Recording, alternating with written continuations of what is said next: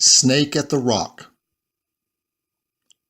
When Grandma Mabel was about 4 years old, her mom wanted some huckleberries to make huckleberry pies for everyone to eat.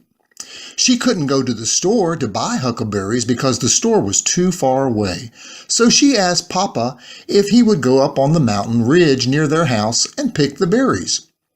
Grandma Mabel and her family lived in the mountains of eastern Rockingham County in Virginia.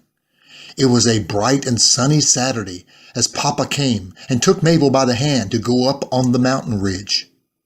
They climbed and they climbed through the trees and the rocks to get to the mountain ridge. When Papa and Mabel got to the top of the ridge, they went to a spot that was somewhat flat. On the flat area, there was a fairly large rock, which was also flat on the top.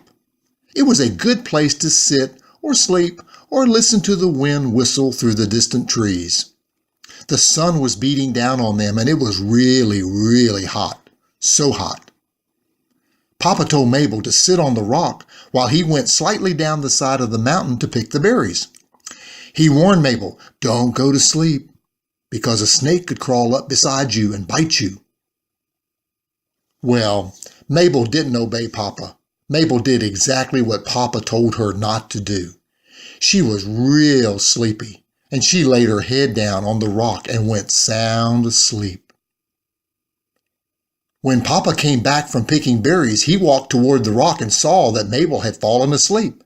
Then he looked down and, oh no!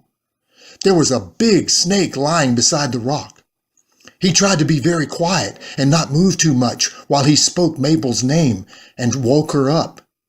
He told her not to move, but be very, very still. The snake had surrounded part of the rock. Papa couldn't get to Mabel because the snake was between them, so Papa had to grab a stick or a hoe so he could try and kill the snake. After a few moments, the snake was dead. Papa had killed the snake.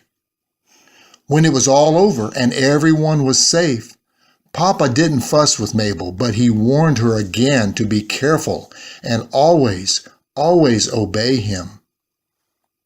Papa and Mabel then carried the huckleberries and they went down the mountain and back to their house where Mama baked her wonderful huckleberry pies. All was well. When Grandma Mabel was older, she realized that God must have been protecting her from the snake that day on the rock in the mountains of Virginia. The end.